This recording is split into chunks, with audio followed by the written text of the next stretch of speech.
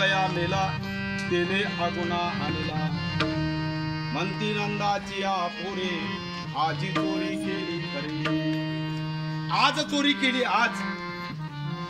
मग आता या आपण पाहती गवळणी तवती पालती दुधाणी कर्मशः या तिन्ही चारही चरणात आपण असं सांगितलं। आता मात्र आपल्याला उत्तरार्ध जो आहे अभंगाचा भावार्थ संपला, अभंगाचा गोलार्थ संपला, अभंगाचं तात्पर्य तुमच्या लक्षात आलं तर संप्रदायाच्या नियमानुसार आपण एक वेळेला मोठ्या प्रेमाने भजन करू